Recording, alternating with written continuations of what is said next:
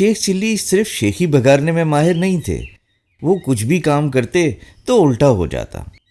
اماں بی نے شیخ چلی کے طور و اتوار دیکھ کر ایک چھوٹا سا کھیت خرید لیا، ان کو ایک گدھا لے کر دے دیا اور ایک بکری گھر میں رکھ لی۔ کھیتی باڑی سے جو کچھ آتا اس سے 2 وقت کی روٹی پوری ہو جاتی، اور اماں بی اور شیخ چلی بکری کا دودھ پی کر خوب خوش رہتے۔ ایک سال ایسا ہوا کہ کھیتوں نے اتنی فصل نہ دی۔ اماں بی سوچ میں پڑ گئیں کہ کیا کریں۔ شیخ چلی اپنے پلنگ پر لیٹے خوابوں میں گم تھے کہ اماں بی اچانک آئیں اور غصے سے کہا، ارے کمبخت اٹھ جا، کچھ پتہ بھی ہے اس دفعہ فصل کم ہوئی تھی، اب تو کھانے کے لیے بھی کچھ نہیں بچا۔ اماں تم تو ہر وقت پریشان رہتی ہو، اب کیا ماجرا ہو گیا؟ ارے دیکھ تو صحیح، گندم کے دانے کم ہوتے جا رہے ہیں، اب تو 2 وقت کی روٹی بھی کھانا مشکل ہو جائے گی۔ تو ایک کام کر، یہ بکری بیچا۔ اماں بکری بیچ آئیں گے تو دودھ کیسے پئیں گے؟ ارے کمبخت، پہلے 2 وقت کی روٹی تو پیٹ میں جائے، کیا خالی دودھ سے پیٹ بھرے گا؟ جا اس کو بیچا، اگلے سال جب فصل اچھی ہوگی تو پھر بکری خرید لیں گے۔ شیخ چلی اپنی چارپائی سے اٹھے اور تیار ہو گئے۔ انہوں نے اپنا گدھا ساتھ لیا اور اس کی دم میں رسی باندھ کر بکری کے گلے میں باندھ دی، اور بکری کی دم پر ایک گھنٹی لٹکا دی تاکہ جب وہ آگے آگے چل رہے ہوں تو ان کو پتہ چل جائے کہ بکری پیچھے پیچھے آ رہی ہے۔ مویشی منڈی 1 دن کی مسافت پہ تھی۔ اماں بی نے شیخ چلی کو 4 پراٹھے بھی گھی لگا کر باندھ دیے تاکہ راستے میں کھا سکیں۔ شیخ چلی اپنی پوٹلی اٹھائے گدھے کے آگے آگے چل رہے ہیں، گدھا ان کے پیچھے چل رہا ہے اور گدھے کے پیچھے بکری چل رہی ہے۔ ابھی سفر شروع بھی نہ ہوا تھا کہ شیخ چلی کے پیٹ میں چوہے دوڑنا شروع ہو گئے۔ جلدی سے ایک پراٹھا نکالا اور بیٹھ کر کھا لیا اور پھر سفر پر روانہ ہو گئے۔ وہ خرامہ خرامہ ایک سنسان راستے سے گزر رہے تھے۔ وہاں پر 3 چور چھپے بیٹھے شیخ چلی کو آگے، گدھے کو ان کے پیچھے اور بکری اور پھر گھنٹی کو بجتے ہوئے دیکھ اور سن رہے تھے۔ تینوں نے فیصلہ کیا کہ ہم شیخ چلی کو لوٹ لیتے ہیں۔ پہلا چور بولا، یہ بکری تو میری ہوگی۔ دوسرا چور بولا، یہ گدھا تو میں چوری کروں گا۔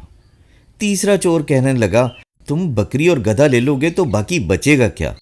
پھر وہ سوچ کر بولا، چلو میں اس کے کپڑے لے لیتا ہوں۔ شیخ چلی ان کے ارادوں سے بے خبر چلے جا رہے تھے۔ تھوڑی دیر کے بعد پہلا چور ان کے پیچھے گیا، بکری کی دم سے گھنٹی اتاری اور گدھے کی دم پر باندھ دی۔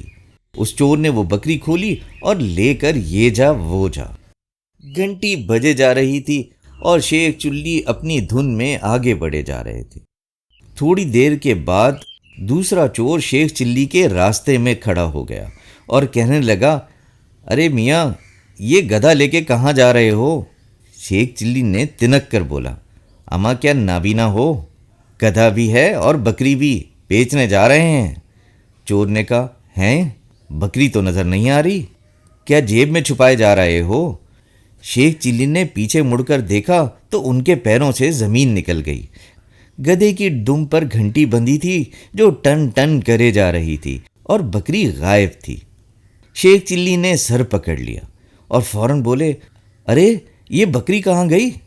دوسرا چور بولا، میں نے تھوڑی دیر پہلے ایک شخص کو بکری ان درختوں کے جھنڈ کے پار لے جاتے دیکھا ہے۔ شیخ چلی نے درختوں کی طرف دیکھا، وہ کوئی 1 میل کے فاصلے پر تھے۔ شیخ چلی نے کہا، ارے یہ تو میری بکری چرا کر لے گیا، میں ابھی اس کی خبر لیتا ہوں۔ بھائی تم میرے گدھے کا ذرا خیال رکھنا، میں ابھی آیا۔ اور شیخ چلی ان درختوں کی طرف دوڑنا شروع ہو گئے۔ دوسری طرف چور نے گدھا لیا اور وہ بھی یہ جا وہ جا۔ شیخ چلی دوڑتے بھاگتے ہانپتے کانپتے جب درختوں کے نزدیک پہنچے تو پتہ چلا کہ وہاں پر تو کوئی بکری اور چور ہے ہی نہیں۔ اب جو واپس آنے کے لیے پیچھے کی طرف مڑے تو دیکھا گدھا اور دوسرا چور بھی غائب ہے۔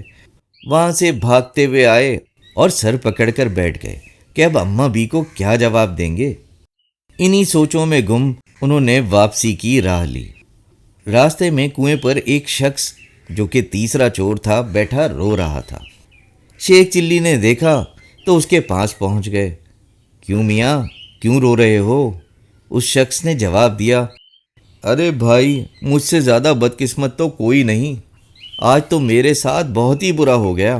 شیخ چلی کہنے لگے، ارے ہم سے زیادہ برا ہوا ہے؟ بتاؤ، اماں بھی نے بکری بیچنے کے لیے دی تھی اور ہم تو گدھا بھی چوری کروا بیٹھے، مگر تم بتاؤ تمہارے ساتھ کیا ہوا ہے؟ ارے بھائی، میں بھی اپنی بکریاں بیچ کر آ رہا تھا، میرے پاس 100 روپے تھے، میں نے اپنی گٹھڑی میں رکھ لیے اور کنویں کی منڈیر پر رکھ کر کھانا کھا رہا تھا کہ اچانک ایک کمبخت پرندے نے ٹھونک ماری اور میرے پیسے کنویں میں گر گئے۔ اب مجھے تیرنا تو آتا نہیں، تو سمجھ نہیں آ رہا کہ میں وہ پیسے کیسے نکالوں، اور میں سوچ رہا ہوں کہ اگر کوئی مجھے وہ پیسے نکال دے تو میں اس کو آدھے پیسے دے دوں گا۔ شیخ چلی کی دماغ کی بتی جل گئی۔ شیخ چلی تیرنا تو جانتے تھے، سوچنے لگے اگر میں پیسے نکال دوں تو 50 روپے مجھے مل جائیں گے اور 50 روپے میں بکری اور گدھا دونوں واپس آ جائیں گے۔ فوراً سینہ پھلا کر بولے، اماں اس میں کون سی بڑی بات ہے، ہم تمہیں نکالے دیتے ہیں، مگر یہ بتاؤ تم واقعی 50 روپے ہمیں دو گے؟ تیسرا چور بولا، ارے ہاں بھائی، تم آدھے ہی مجھے واپس کرنا۔ شیخ چلی نے سوچا کہ اگر وہ کپڑوں سمیت کنویں میں چلے گئے تو سارے کپڑے گیلے ہو جائیں گے۔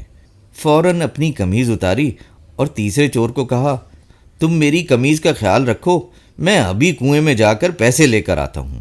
یہ کہہ کر شیخ چلی نے کنویں میں چھلانگ لگا دی۔ ادھر تیسرے چور نے شیخ چلی کے کپڑے اٹھائے اور وہ بھی یہ جا وہ جا۔ شیخ چلی کنویں میں ہاتھ پاؤں مارتے رہے اور نیچے سے آوازیں دے کر پوچھتے رہے، مگر اوپر کوئی ہوتا تو جواب دیتا۔ بالآخر جیسے تیسے وہ کنویں سے باہر آئے تو دیکھا کہ وہاں تو سناٹا ہے، نہ ان کے کپڑے ہیں نہ ہی وہ تیسرا چور ہے۔ یہ دیکھ کر شیخ چلی پھر سر پکڑ کر بیٹھ گئے کہ اب گاؤں کس حالت میں جائیں گے، مگر مرتے کیا نہ کرتے، گاؤں کی طرف روانہ ہو گئے۔ جیسے ہی گھر پہنچے ان کی حالت دیکھ کر اماں بی کا منہ کھلا کا کھلا رہ گیا اور پریشانی سے بولیں، ہائے میرا بچہ، کیا ہوا تجھے؟ اماں بی، مت پوچھو، آج تو ہم بال بال بچے ہیں، ورنہ تو ہم مر ہی جاتے۔ ہائے میں صدقے میں واری، میرے بچے کو ایسا کیا ہو گیا؟ اماں، 30 ڈاکو آئے تھے ہم سے بکری اور گدھا چھیننے کے لیے، ہم نے بھی ان سے ڈٹ کر مقابلہ کیا، ہم نے اتنا مقابلہ کیا کہ ہمارے کپڑے تک پھٹ گئے، مگر وہ 30 تھے اور ہم اکیلے، تو ان میں سے کچھ ڈاکو بکری اور گدھا لے کر بھاگ گئے اور باقیوں نے ہمیں مارنا چاہا مگر وہ مار نہ سکے۔ ہائے میرا بچہ، شکر خدا کا تیری جان بچ گئی۔ اور اماں نے جلدی سے ان کو نئے کپڑے لا کر دیے۔ شیخ چلی اندر سے شرمندہ اور اوپر سے پراعتماد اپنے کپڑے ہاتھ میں لیے غسل خانے کی طرف روانہ ہو گئے۔